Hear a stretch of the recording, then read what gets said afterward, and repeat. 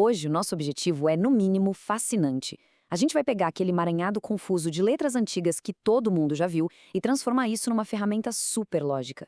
A ideia é que no final dessa jornada, aqueles símbolos esculpidos em pedras antigas ou até impressos naquele relógio de parede na casa da avó façam total sentido. Bora lá? A nossa pauta de hoje é dividida em 6 pontos rápidos. Primeiro, o código antigo. Depois, as regras do jogo. Origens históricas. O enigma do zero. Grandes e frações. E, para fechar, o legado imortal. Mas antes de entrar nos detalhes, fica no ar uma pergunta daquelas. Por que, afinal, a gente ainda usa um sistema de numeração tão antigo em pleno século XXI?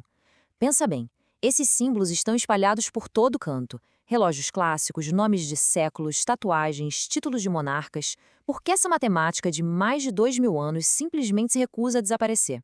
É exatamente isso que a gente vai desvendar agora. Ponto 1. O código antigo. Decifrando as letras. Bom, vamos mergulhar nisso. O primeiro passo para dominar qualquer idioma é conhecer o alfabeto, certo? E, por incrível que pareça, todo o sistema numérico de um dos maiores impérios da história humana é construído com apenas 7 letras maiúsculas. Só 7. Temos o I para 1, o V para 5, o X para 10, o L para 50, o C para 100, o D para 500 e o M para 1000. É como se fosse um joguinho de montar. Combinando essas 7 peças fundamentais, o Império Romano conseguiu registrar de tudo, desde o número de soldados nas legiões até os tesouros imensos de suas conquistas. Ponto 2. As regras do jogo. Somar e subtrair. Agora que a gente conhece as peças, precisamos entender como elas interagem entre si. E é bem aqui que a genialidade da coisa toda brilha. Tudo se resume a posicionamento. Quando a gente coloca uma letra menor à direita de uma maior, nós somamos. Por exemplo, um V seguido de um I vira 6. Mas, e esse é o grande truque, quando a letra menor está à esquerda, a gente subtrai. Então, um I antes do V não é 6, é 5 menos 1, ou seja, 4. É um mecanismo super elegante de adição e subtração posicional. Além disso, existe um limite crucial para não deixar os números gigantes e impossíveis de ler. É a famosa regra de 3. Basicamente, um algarismo não pode aparecer mais de 3 vezes seguidas. Então, se quisermos escrever 300, usamos 3 letras C, sem problemas. Mas e o 400? Não dá para colocar 4 letras C juntas. A gente tem que usar aquela regra de subtração que acabamos de ver. Colocamos um C antes de um D. Como D é 500 e C é 100, 500 menos 100, fechamos em 400. Mas olha só que curioso. As regras nem sempre foram seguidas à risca. A história é cheia dessas inconsistências maravilhosas. Embora exista a regra da não repetição, os próprios romanos e vários arquitetos modernos simplesmente a ignoravam de vez em quando. O Admiralty Arch, lá em Londres, por exemplo, marca o ano de 1910 usando 4 letras C seguidas, em vez da forma padrão. E sabe aqueles relógios clássicos? A maioria usa 4 letras I para marcar as 4 horas, no lugar do I e V, e fazem isso puramente por uma questão de simetria visual. Legal, né? Ponto 3. Origens históricas, de entalhes a letras. Mas de onde exatamente vieram essas formas? A resposta nos leva para bem antes da fundação de Roma, revelando uma origem super prática. Acontece que esses números não começaram como letras refinadas escritas em pergaminhos de luxo. Na verdade, pastores e camponeses entalhavam traços rústicos em varetas de madeira para contar as ovelhas. Um traço reto virou I. A cada 5, eles faziam um corte em formato de V para facilitar a leitura. A cada 10, cruzavam 2 traços formando um X. Foi só mais tarde, quando a escrita evoluiu, que as pessoas começaram a associar esses entalhes físicos com as letras latinas que mais se pareciam com eles. Vamos colocar isso à prova com alguns marcos históricos. O ano da queda do Império Romano do Ocidente, 476, é escrito como CDLXXVI, dando um salto enorme no tempo. Até a independência do Brasil em 1822, a gente tem MDCCCXII. E o ano em que a humanidade pisou na Lua, 1969, fica MCMLXII.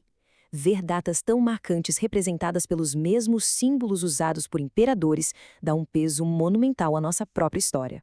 E a gente não pode esquecer que essa matemática continua vivíssima hoje em dia. Nas salas de aula, estudantes ainda fazem exercícios de conversão desses numerais. É como uma ponte fascinante que conecta a matemática moderna ao estudo de civilizações muito antigas, provando que esse conhecimento fundamental simplesmente nunca perde a validade. Ponto 4. O enigma do zero, representando nada. Agora vamos ver como o sistema lidava com um desafio matemático gigantesco. O que acontece quando se precisa representar o nada? O sistema romano tinha uma anomalia gritante. Não existia nenhum símbolo para o zero. E faz sentido, pensa bem. Como a ideia original era contar coisas físicas, tipo ovelhas, se não tinha ovelha, não tinha o que anotar. Mas lá na Idade Média, quando as pessoas precisaram fazer cálculos de calendário mais complexos, o buraco ficou mais embaixo. Estudiosos da época tiveram que contornar o problema usando a palavra latina nula, que significa nenhum, ou simplesmente a letra N.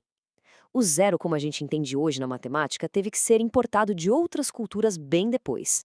Ponto 5. Grandes e frações, expandindo limites.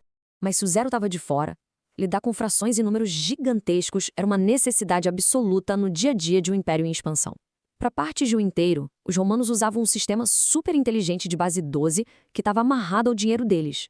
Uma úncia valia 1/12 e era marcada com um ponto. Já o semis era metade ou 6/12. E o mais chocante de tudo isso é que a raiz latina de úncia deu origem a palavras que a gente conhece até hoje, como onça, para peso, e inch, que é polegada em inglês. E no outro extremo? Como é que se registravam milhões em impostos, já que a maior letra só ia até 1000?